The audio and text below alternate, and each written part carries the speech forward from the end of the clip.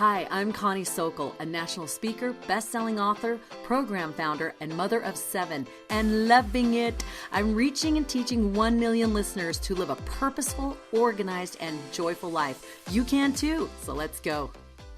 All right, welcome back to our Tuesday Spotlights. We love sharing from our beautiful DTL women and DTLC alumni that have been in the program, and also wonderful people just sharing wonderful things. We want to help you on your purpose-filled journey. So today we have beautiful Ardice Lorscheider. Thanks so much for joining us. Thank you so much, Connie, for inviting me. It's just such a joy to be with you and your audience. It's so fun. It's Old Home Week. We're talking about life and things and retreats and all of that, where she came and did the DTLC and the amazing things that she's doing now. And we're going to share that today so that you get an idea of what is this generational gardening and how is it such a blessing to you and your family, simply and enjoyably. It's fantastic.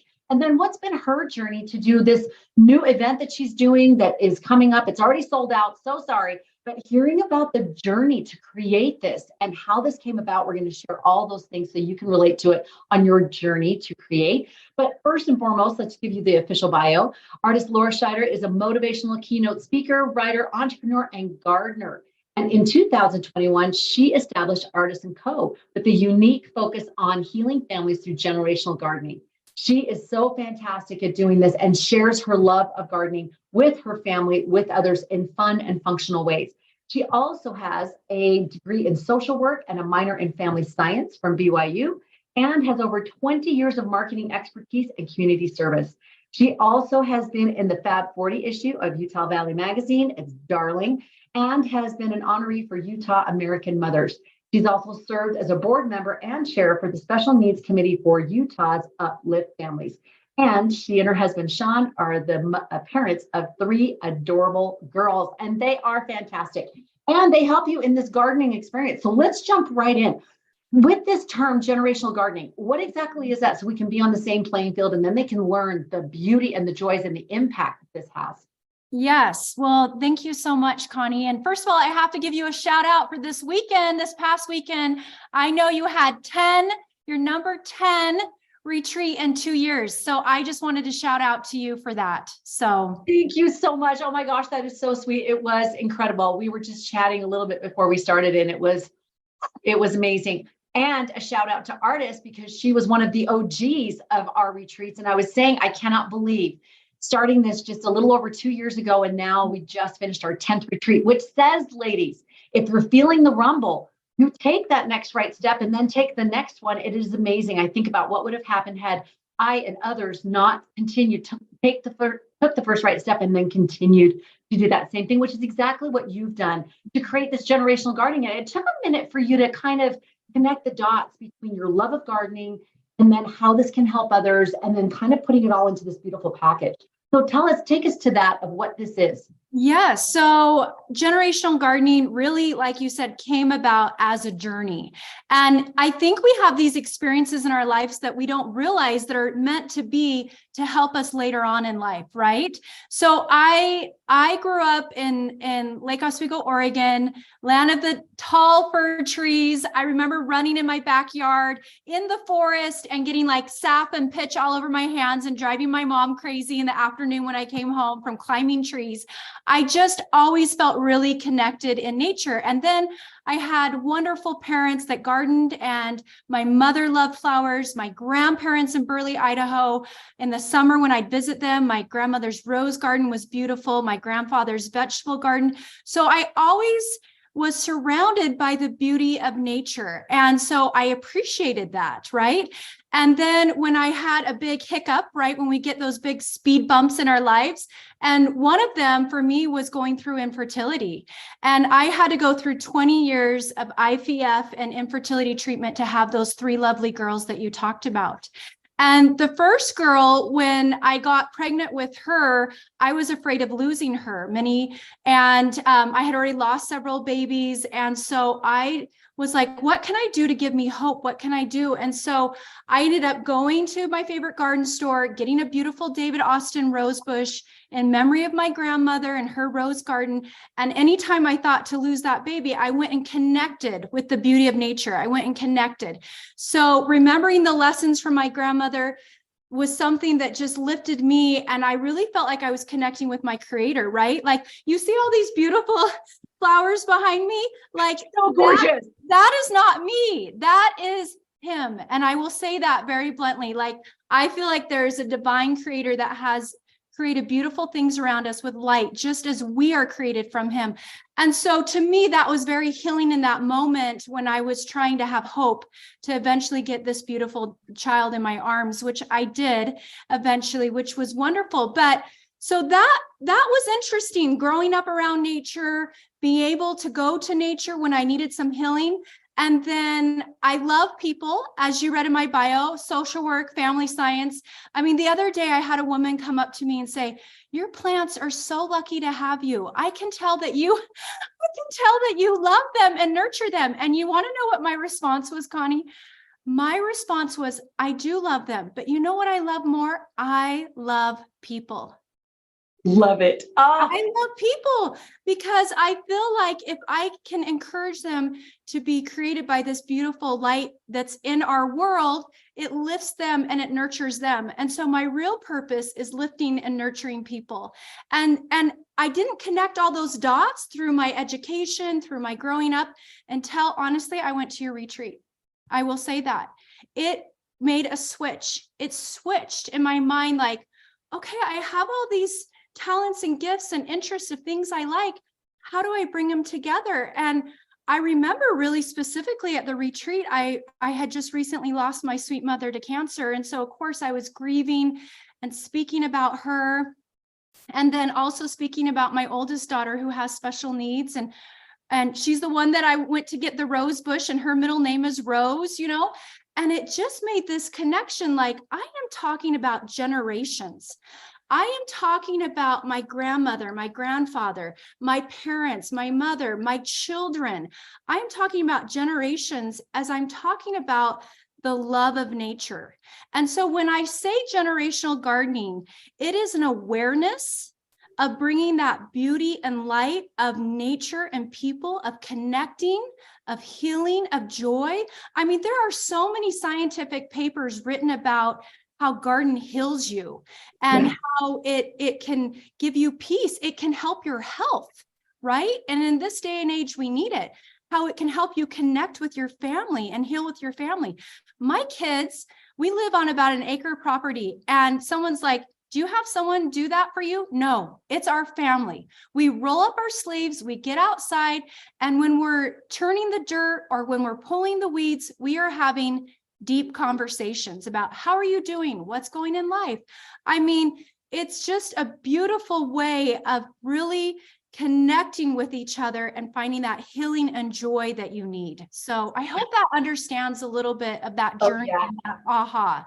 And so beautifully said, because I think back, our gardening experiences were more like, and they're, screaming at each other. And I did too many weeds and you didn't. But I remember those times where you're pulling weeds together and you're chatting, or you're doing the bark dust bags. We just did this a couple of years ago, and we were laughing and joking. And then where should we put it? Okay, let's put it over here. And there's this connection, and then going out for something yummy after we're all sweaty and everything, and saying, let's reward ourselves. And you're right, these vehicles to doing that, even cleaning the house, or even doing these regular ways of going about life, we tend to farm them out. We tend to delegate them out because we're like, I don't have time and I don't want to deal with it. However, and that's not to make people feel guilty either. There's a time and a place and all of the things. But even if we do it as a snapshot or even in a smaller way, and I know that you have this gorgeous garden up in your property, and you did these different classes where you did these workshops. And I remember another DTL member, a DTLC woman that came up from California. She brought her grandfather, was it, or her dad? It was her father. It was her father. And she brought him to making the fairy gardens. You did a class on fairy gardens. And I just remember her, I don't know if you remember the experience, but I remember her saying it was just a sweet, tender, surprisingly spiritual and connecting experience. So that's what makes me think of that you provide that with those intentional experiences. Yes, I'm really trying to set, either through workshops or events or whatever we're doing in Ardice Co, we're trying to encourage people to bring that light and nature together so that they can find that healing connection. And that experience that you just shared, honestly, Connie, is one of my dearest, most tender experiences. She had lost her mother to cancer also a few years before, and her father just wanted to do something, and her mother loved fairy gardens, and she just wanted hands in the dirt with her dad to create something for her mother to take at her gravesite. And they were in the garden for 3.5 hours. I'm not even kidding. And it was like heaven on earth. It was just a moment of talking about stories of their beautiful wife and mother, and just talking about her and laughing. And it just really was, I actually came in after that. I don't know if I've shared this with you. And I talked to my husband and I said, if we created that garden for that one moment, it was worth everything. It was worth everything. And I think people have to realize too, it doesn't mean you have to have a garden or things like that. Like, you can have a simple plant and still do generational gardening by sharing. I love sometimes, when the school needs, some quick treats, I got to run to the store and get a dozen cookies, right? Run to the store and go get a flower bouquet and bring it to someone you love. In fact, last week I was teaching a course on summer container gardenings, and I had this sweet woman who just recently moved here from Ukraine, and we all know a little bit about what's happening in that territory. And she came up to me and she said, again, her English, she's just learning English. She was saying to me, did you bring me flowers on my door a few months ago when we first moved in? And I said, I actually didn't. And she said, someone did. And it meant the world to me. And I couldn't speak enough words to tell them thank you, but my heart was so touched. And I said, you have a very good friend that loves you. And so there are simple ways that we can create, and we can be part of this beautiful journey. I love that. And you're all about connection and joy doing this, and that connection. I remember years ago feeling not even this big in my alphabets, go and take flowers to this lady, but just this soft, very soft. I was at the store and I'm like, I'll just pick up a plant for a little flower thing for her, and just dropped it off on her doorstep, kind of that thing. And now I'm going to lose blessings because I'm sharing it. But anyway, later I found out she had just gotten a diagnosis of cancer. And she said that flower was so meaningful. So I love that. Sometimes we're quick to do a crumble, and there's nothing wrong with that. Yes. Or whatever, but we don't think often, we do, but not as often, of the staying power of this nature, this plant, and also the connection. When you were talking earlier, I was thinking about how much gardens factor in and nature factors into scripture, and how it's so connected. The Savior in the wilderness, the Savior in the gardens, the 3 gardens, all the nature examples that he did when he was out on the hillside teaching. I mean, it's just nature. Yes. And there's a reason for that. So when you see this happening with people, and this connection happening, I know that when you were at the retreat, you were trying to figure out, what can I do that can kind of channel in this opportunity to connect people, because it can be so amorphous, and people listening are like, I want to do good, but I want to help everyone. I don't know how. And you have to sort of funnel it down in and really put your time and energy into one kind of focus for a while. Do you want to share about that for a bit? Because it was such a beautiful genesis of how everything kind of came about. Yeah. So when we were creating the garden and building and designing the garden, I remember, it's only a 2-year garden, so it's just new. And that summer, so almost 2 years ago, from that summer, I remember being out there and planting some things in the garden. And I started, of course, remembering my mother. I, of course, was like, she would have loved this. She would have been out here and loved it. And I just thought, oh my gosh, what could I do to really, recognize her, but all mothers, the beauty of motherhood. And you know how powerful motherhood is. You've written a book about it, Connie. It is powerful. And I used to always take my sweet mother to brunch. That was just my Mother's Day gift to her, to spend time with her, to have good food. And I thought, what if I did a Mother's Day brunch? what if, right? Those ideas always start off, what if? Instead, it was do it. Do it. First, I started off, what if? And then the thought came, do it, make it happen. And so we have this Louise's Garden Brunch. We're about to approach the second annual. We're going to do it every year. This is our event. We just do to about 100 women. We have to cap it because we're really looking at women, and even men come too, right? That they're remembering their mothers or someone that was very mothering in their lives, like a neighbor or a good friend, or and so we do that by having this beautiful brunch. We have it catered. We have musical performances.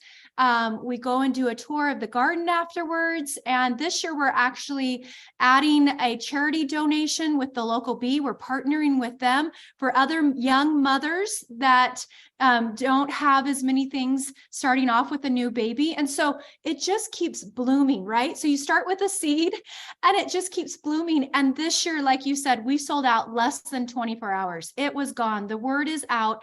And I really think it's not, I mean, we have a wonderful committee, but I really think people are searching for that connection, for that time together, for that healing, for that joy. And we're looking at doing more workshops and events. We're going to do a mommy and me tea party at the end of the summer. We're really excited. Tea and lemonade party. And, you know, so there's just things that we're funneling in. So we do events, we do workshops, but I feel like that seed is planted and it's starting to grow and it's actually blooming. I'm in the process, you don't even know this, Connie, but I'm in the process of writing a children's book about generational gardening. So we're really excited about that. And then we're also going to be launching a special Ardice Co AC Garden Club coming up that will be with the seasons. And so all these things are just starting to bloom because my intent is to help people be aware and bring that awareness in their lives that there is a way, there is a tool to help them, like you said, find that connection, that healing and joy. And there's so many ways of doing it. And I just feel like I'm just the gardener in his vineyard trying to work and bring goodness because it's all around us. And I mean, look, you've got a beautiful painting behind you of a sunflower. I just noticed that. Yes, I love it. My number. Okay. So you can tell I'm a stellar artist as long as that's 14, right? But you're right. Plant on this side. I've got that picture on the other side. I'm even wearing something, a nod to you and planty leaves. But there's something about that connection to nature. And I love that you're doing this brunch that we came last year and I brought my daughter and it was just tender to be able to share that. Not only is it gorgeously done because that's Ardice, but this environment where even the music and the thoughts that you shared, it was this truly connecting. And then in that garden, there's such a special feel in that garden. She even has like an actual humongous teepee that's in that garden, but all the things that she's put in there are purposeful. They're symbolic. You've even gone to Oregon and touched the trees that you brought down, right? I mean, even the ring that you wear is a nod to your mother because it's your mother's ring. Yes. And every time you're doing your events and things like that, you are wearing that. And again, these things can seem so small and maybe innocuous and, well, you know, it's a plant or it's my mother's favorite rose or whatever. We'll plant that. But it is a connector. And it's every time we do those small and simple things, we're digging deeper roots. Pardon my, Oh, I love it. But those deeper roots of connection, and they bear fruit in the future when things go haywire. Those are the things that ground us down and be able to come back to center and what matters most. Yeah. For people listening, I know our time is short. For people listening, if they wanted to just take the first simple step of involving some kind of generational gardening, whether it's just a plant or a class or something, what would you recommend? Say they have kids that are struggling and feels like the family just is a little fragmented. What is a good first step, next right step for them? Well, I think that's the beauty of generational gardening. It's very unique and it's very purposeful. So I would say, what is something you like to do in gardening?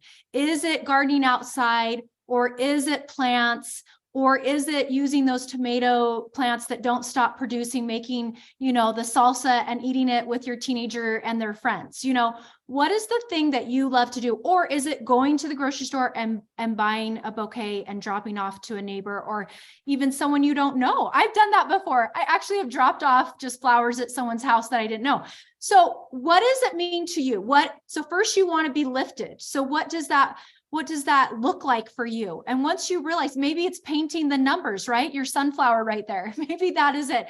And then get your child involved, right? That can do the numbers with you and be okay if it's not exactly in the line, just let it be. So I think you just have to decide, what is generational gardening? What does gardening mean to you? Because I've had people come up to me and say, I don't grow anything. I'm not a gardener. And I said, well, who gave you that label? Like, do you appreciate the beauty of nature? Do you like to go to close by, we have Thanksgiving Point and the Tulip Festival. Do you enjoy that? Well, yes, I do. Well, then go invite someone you love or take your children to the Tulip Festival. To me, that is generational gardening. It doesn't always have to be hands in the dirt. It's just a way of bringing that light into your life and sharing it with another. That is what it's about. I love that. And it's the connector, right? It's just the connector. And how can you use it as a connector? It's funny that you should mention that, because I hadn't I got a new paint by number and I hadn't opened it up yet. It was a couple months ago. This is a new talent I didn't know you had, Connie. I love it. It's incredible. My work will be at, the Louvre, I'm sure, soon, very soon. But I brought it out one Sunday and I just started painting at the kitchen table. I just thought, I'm just going to start it, because, if you start it, then you've actually started it. So I just started it. And pretty soon here comes my other daughter and she starts painting, because she is an artist. And then my other one, and then my little guy comes up and he starts painting. And before you know it, I'm not kidding, it was the family bond trap of painting. We ended up sitting around this kitchen table, and it was not orchestrated. It wasn't, I was trying to make it a family activity. It was amazing to me how that just connected. And then for Easter, my sweet daughter, who is an artist, she took a picture of the Savior and then she's put it into blocks. And that's what we're going to do on Sunday. If all of us do that kind of a thing. But again, that started with that. Here's that picture of this beautiful flowers and stuff, because I always like painting flowers. Anyway, it was just this, get it started, connect to it, and then go for a walk or do something, go to a park, or just, like you said, go to a place or be in a place, or even get some plants. We just even do herbs on our little windowsill.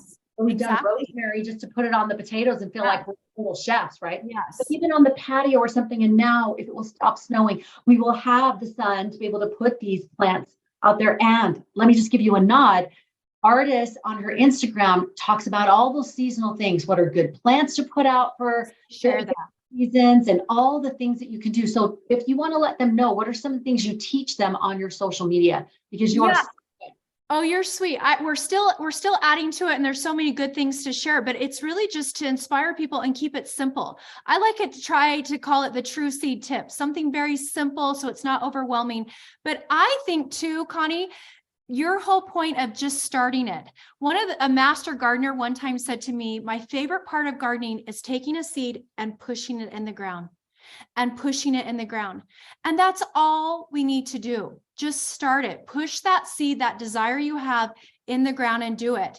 And then what I share online could be a very simple, how to do a simple container pot, or how to pick flowers when you're like, what do you look like at the grocery store? I mean, there's all these little tidbits and secrets of things that I've just learned along the journey, and I still learn. I love learning. And so I just love to share. And I have my girls involved in it. They're a part of it. And so they're learning things as we're doing this together. And so again, just start it, just plant the seed, have fun with it. Those are all wonderful things that you can start to do. I love it, and experience that connection and joy through this generational gardening. Check out Ardice Co on Instagram, all social media platforms. So many good things. She has really, I have felt like I had a black thumb over the years. I am the one who watered a fake plant and didn't know it. Yeah, that tells you my gardening expertise. But Ardice has truly inspired me. And especially, she's always bringing people these wonderful things. And I've actually kept them alive. The orange plant, it's still alive. It's still alive. So this is a big celebration for me. Yes. But I love that you share so openly and so generously how simple it is to connect, but how meaningful and deep this connection can go. So it's worth the time, even if it's a few minutes a week. Ardice, thank you so much for being with us today. This was a delight. Thank you, Connie. Love seeing you and sharing as well. Love you. And if you love these interviews, these little spotlights on Tuesday, check out the other ones. Each week we have lots of topics that we cover, what different women are doing, both you can get the tip for what they're doing and learn about their journey, the stops, the starts, the things that worked, and can help you on your journey in your purpose-filled life.